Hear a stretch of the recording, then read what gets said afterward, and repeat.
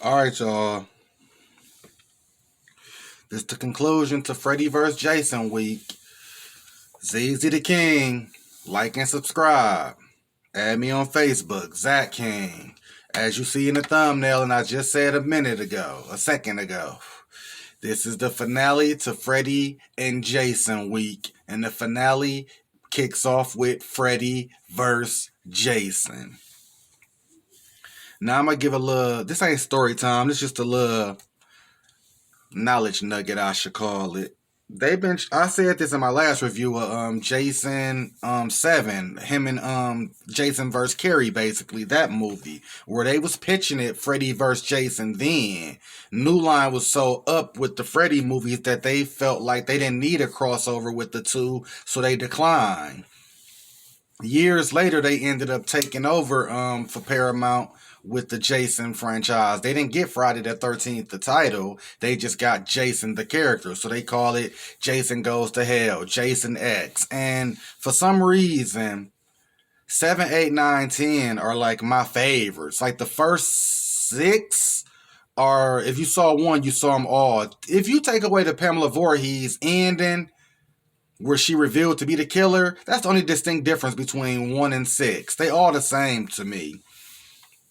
Freddy, y'all know how I feel about Freddy. I just did a review of a few Freddy movies this week. I did 2, and I think I did part 3 the other day. Check them out. Now we finna kick this off. They had Ronnie Yu do this. He's like a big action karate director type of motherfucker. They got him to do it because they didn't want a history buff or a lover of any one of the characters to take over, because they had so many pitches through the last 20 years of how to bring these two together. All of them, sometimes they sound great if you know the history of Freddy and Jason. Some of them sound great, some of them sound stupid. I'm okay with what they came up with this movie. They had a budget of 25 to 30 million. We're going to say 28 million. And the box office was 116 million, which demands a sequel, in my opinion, which they never gave us. This movie was released in 2003, and I think they could have came back in 2006. Just a 3-year gap. It don't matter. You need to get these niggas back on screen again, because this movie is great.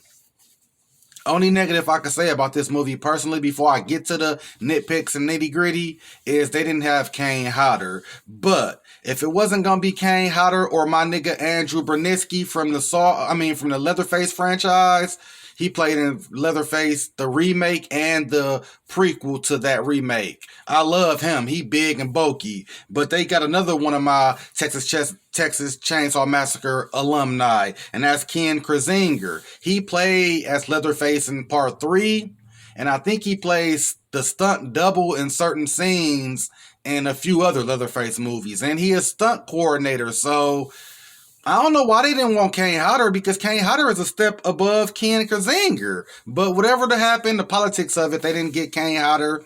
But he was a nice choice. We got Jason Ritter, that's Will.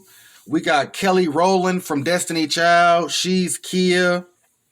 We got Chris Marquette, that's Charlie. Brandon Fletcher is Mark. And Lakochi Marone is the deputy Scott. We got more cast members in it, but this ain't no damn Dream Warriors where I'm naming 20 of them. That's enough, and I ain't even have to name all of them because they don't have what Dream Warriors had. It's just those characters are in the movie enough to where I can at least name them as cast members. Now, the movie kicks off with the best exposition you can get for a movie for newcomers and history buffs of the franchise. It's Robert Englund, Freddy Krueger, giving you a backstory to all of his entire franchise. So it's showing you flashbacks, clips, bits of him. He narrating the story like I was not saying the spring was slasher. The children was my children. I murdered them all. Then the parents came after me. He giving you the backstory and the lore of Freddy Krueger. After Freddy's dead, they not really counting the new Nightmare for this lore. It's the first original 6.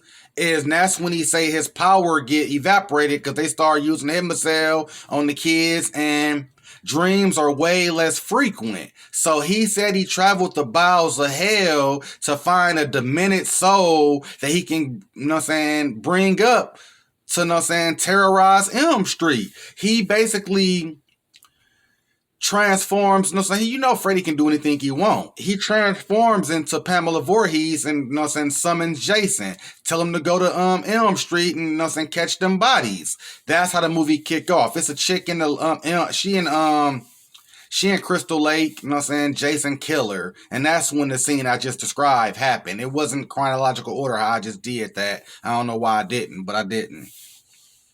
So that's when you pick up to these characters. You get Laurie. I don't know why every horror movie feel like they gotta have a Laurie or a Tommy or something. Like certain names are just Laurie, like just horror names. So Laurie is the main character. She got a friend named Gibbs. I didn't name her. Jibbs it might be. And Kelly Rowland. They all at the crib chilling, and they live in Nancy's old house. And I can't just say Nancy. Jesse's old house too. Now, so I think Christian lived there also. I don't know if Christian lived there, but whatever. So they all at the, like, it's like a weekend. They all chilling, you know what I'm saying? They chopping it up. That's when the guy characters come in the picture. Well, it's actually, I didn't name these guys. These ain't even main characters. It's just some of their boyfriends and friends from school come over. They finna have a few drinks and, you know what I'm saying, kick it for the night.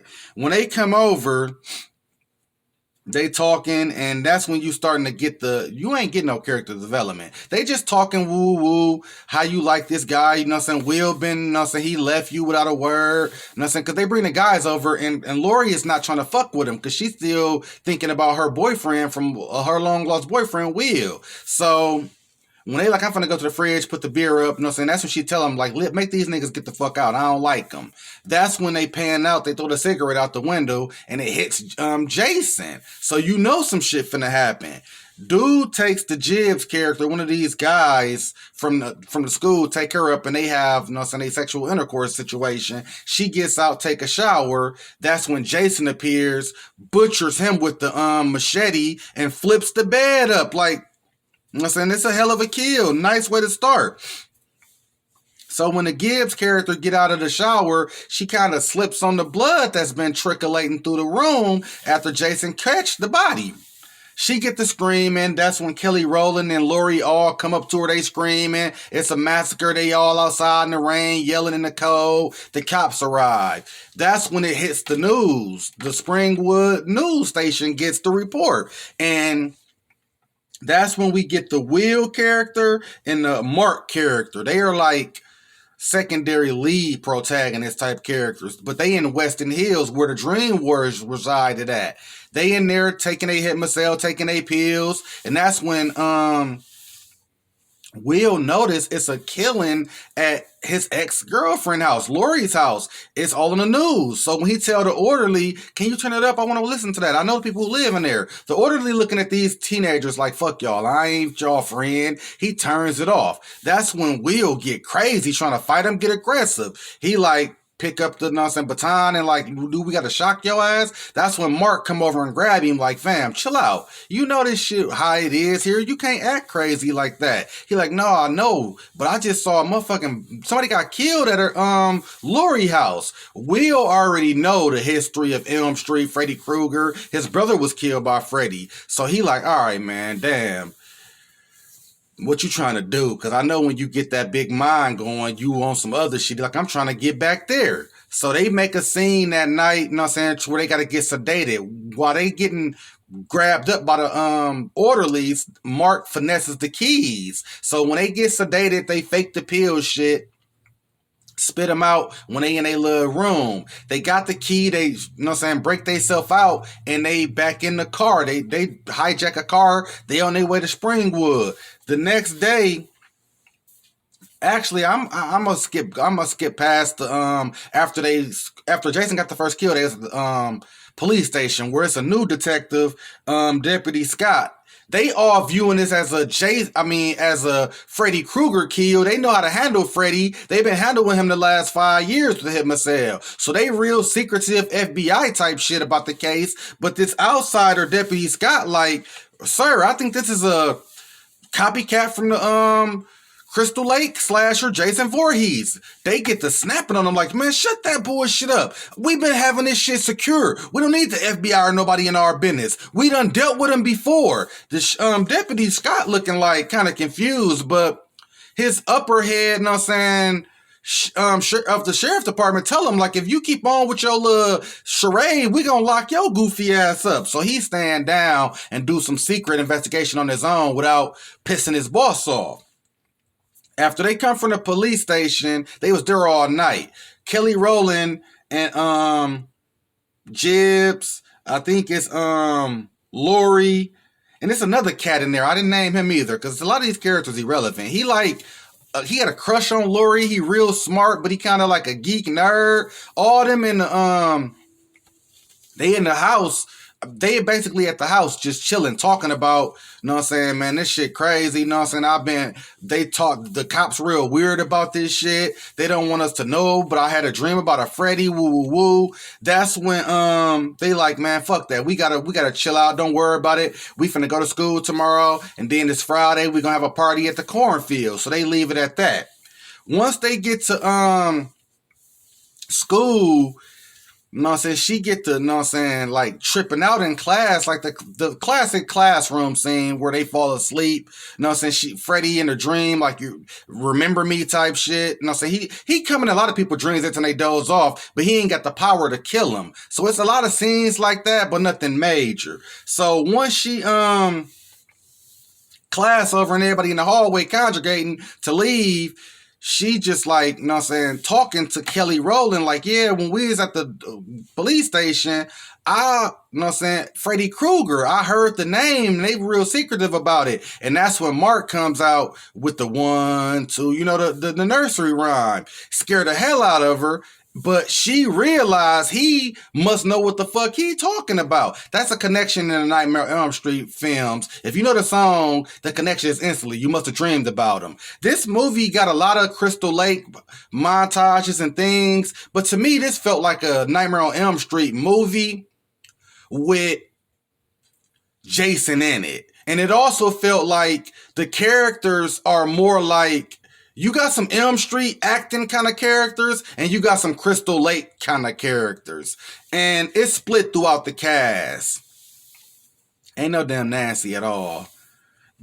And then as they come to school, Mark and Will, they telling them about, yeah, Freddy Krueger, I've been sending you letters. Your father worked there. You know what I'm saying? He giving them big exposition about it. And that's when the cops and security realize they done broke out. They at the school. The cops see them try to chase them out. They run, dip off because they, you know what I'm saying, they want it from Western Hills.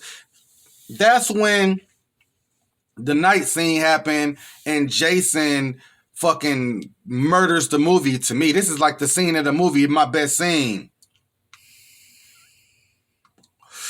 They at the cornfield, nice little frat party. These are high school students, but they acting as if these are college students, the way they living and moving around. Because the parents in this movie are irrelevant. No parents really in this movie. It's all, I mean, Lori's father in it, and he work at Western Hills, but that's it. It's always really 1 or 2 parents anyway, and it's mainly the main character. But the parents are even more relevant in this movie. So at the party, they talking, exposition, everybody like, yeah, woo woo. Will, Mark show up. That's when Kelly, you know what I'm saying, trying to shit on the little dude I was telling about earlier. He finally stands up for himself and like, bitch, shit on her. And that kind of makes them have a connection where it's like, you know what, I'm finna stop bullying this nigga and like him for who he is. That's when she telling him about the dream, and Will telling her about Freddy and this and that. So once they start talking about it, it pans off to Jibbs, the little drunk ass chick who boyfriend got killed at the opening act scene in the bed. She, you know what I'm saying, she fall asleep in a hallucination. Not no hallucination. She fall asleep and Freddy takes over the dream. The dream is perfect, scary, chilling, Freddy laughing, but that's to be expected at this point.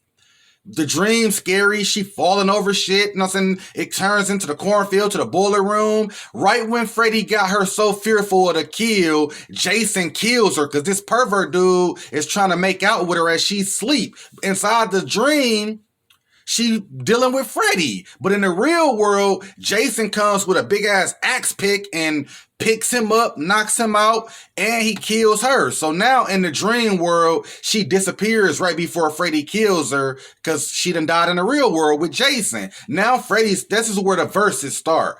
Freddy's starting to feel like, damn, I can't control this nigga. He getting all the kills. I ain't even got my power back. If I got my power, but I ain't got no kills, it'd be different. He taking the kills and I ain't got the power of them remember me. They realize it's him now. So now Freddy on some attack mode. Now I gotta get in this nigga dream. Actually, it's only one person in the dream who's fearful of him and know of him, and that's Mark. So I skipped over that. Let me get back to the cornfield after Jason killed Jibbs. That's when he walk up on, the varsity team. They all got their little weed, their little drink, they in the little huddled circle talking. He comes up, Jason, big as a motherfucker. They ain't acting how niggas would act. Because if we saw this, we, defensive as a motherfucker. He got a big ass machete in his hand. So they like, this is a frat party, not a Halloween party, because they thinking this nigga dressed up as a Halloween costume. So they start putting their fingers into Jason's chest. He turned the man's head, break his neck, turn his head backwards. And then his friends like, oh shit. They throw the alcohol on him and a tiki torch set him on fire. Now Jason going through the cornfield, hacking motherfuckers. This Jason gets about, let's just say 12 kills, no bullshit. He killed about 12 people on screen that you can clearly, visibly see. But it probably was more. He fucked the whole party up. All the main characters, the Will, the Mark, the Charlie, Lori, all them, Mark, all them getting the Scooby van. They drive to, I think Kia house. I don't know who house it was. I don't care. They drive to the house and now they congregating about, man, Freddy in my dreams. Then Charlie like, man, fuck your dream. What about that big motherfucker who was just killing motherfuckers at the party? We fucked up if we woke or asleep. That's when the deputy Scott pulls up like, yeah, man. First of all, don't try to hide the weed. I see it and the drinks for y'all underage kids. And don't leave your car keys on top of the visor where people can easily know. That's an old movie trope. They like, oh, so we fucked. They like, not really. I'ma help y'all out. The cops acting weird. I ain't from here, but this shit going down. I think what's going on is y'all got an actual copycat of the Jason Voorhees killer.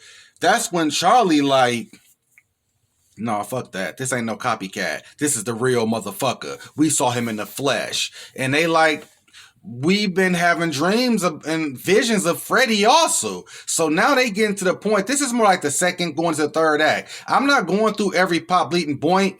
It's been kills where Freddy get a kill with Mark. Because Mark, like I said, he one of the few characters who know the lore and backstory to have fear of him. So he fall asleep. Freddy kills him. Rice on his back. Bring me back. As he killing them, that's when Lori and Will pulls up at his house. Because they say he know the lore. He the nigga we need to get. Because he didn't want to be involved with none of this shit. He like, I'm gone in 2 days if you don't solve all you got to solve. And that's when they go to his house. And that's when Freddy kills him. Now, we at the third act situation where it's like, they like, what the fuck can we do? Freddy Freddy fears fire. Jason fears water. How can we combine the two? First of all, my nitpick is Jason's not scared of water. The human may have died in a drowning, but this nigga been in movies he been in water for 10 straight movies. He's at the bottom of Crystal Lake for 10 years in part 6. Remember? So why are we trying to make this a fear? We should make his fear only be his mother. Have him transform into Pamela Voorhees and scold him. That could make him be less intimidating. But water just didn't work for me. It's like they cared way more about Freddy than they did about Jason. And if you a Jason fan, which I'm not a huge one of, that would have offended me. Freddy and Jason start having some motherfucking big ass fights. The final fight ain't like the protagonist versus Freddy or Jason. It's really them fucking each other up. They have 2 iconic fights. The first one when they sedate each other, they going through they go through Western Hills to get hit myself for all the kids. Jason comes there, fuck that up. Kills the deputy. He kills a few more other characters. He ain't got no chill, really. I don't got a problem with Jason in this at all. But the final fight is where we at. They put Freddy embodies a motherfucker on some Jesse from Freddy Nightmare on Street Part 2. He embodies one of the kids he killed, and he, you know what I'm saying, tranquilized Jason. They pick the bodies up and take them to the car where they finna drive to Crystal Lake. First of all, Ohio and Crystal Lake, that's some hours away. I didn't Google it, but Ohio and Jersey at least 6 hours away driving. Maybe longer, maybe shorter. But they drive in like 30 minutes. Oh, well, it's a movie. They get there, and that's when they have a... In his dream, he feared water. Like I said, that's bullshit. They have a big-ass, amazing fight scene. 10 out of 10 to me. Freddy get his licks. Jason get his licks. You see all of their jokes and all Jason's lore of being tough and not understanding what's going on with this psychopath Freddy. They have a hell of a fight. But the final fight, Jason wakes up and pulls Freddy out the drink because Freddy is trying to drown little Jason Voorhees. He's trying to drown the little boy version of him. They save him, bring him back. Now they fighting in the real world where Freddy is less powerful than Jason. These motherfuckers still don't care. They hacking each other. He ripped Jason's arm off. He stick his glove up his chest. Freddy got his glove cutting, his machete cutting him, slicing and dicing and chicing. This was a hell of a fight. I'm not doing it justice, but you most likely seen the movie. These fight scenes is some Marvel, MCU, DC, EU type shit. Hell of a fight. That's when the very end, Lori and Will find a way to blow the bridge up that they own outside of Crystal Lake. Right before the bridge blows, she decapitates Freddy, and you know what I'm saying? He falls in the water because he had already vanquished Jason. Jason had already went in the water. So Jason comes up at the last second and stick Freddy knives through his chest. That's when she decapitate him. They both in the water. It ends in a situation where Jason coming out the water with Freddy head. Ha ha! And then he give you a wink like sequel bait. I was like, hell yeah, leaving the theater. We ain't never had that, and I don't know if we ever will get it. Overall, though, this movie, to me, it was great. Let's say you love Freddy and Jason, them your top two. You fucking love this movie to death. It don't matter if they both ain't your favorite. If one of them your favorite, you love this. Since I'm a Freddy buff, this is low on the Freddy tier list, middle of the pack. But since I'm not a Jason buff, it's high on the Jason's list. Know what I'm saying? For me. Because I'm not a big Jason fan. But this movie, I'm giving this a 8 out of 10. I don't care. It aged well. Me and my kids just watched it the other night. You know what I'm saying? They really didn't give a fuck about it too much. But they were just watching it just like, oh, Dad, watching this again. Woo, woo. But 8 out of 10. I'm waiting for a sequel. Robert Englund ain't getting younger. Kane Hodder not either. But that's it. Zeezzy the King. Like and subscribe. Add me on Facebook. I got something so fire next week.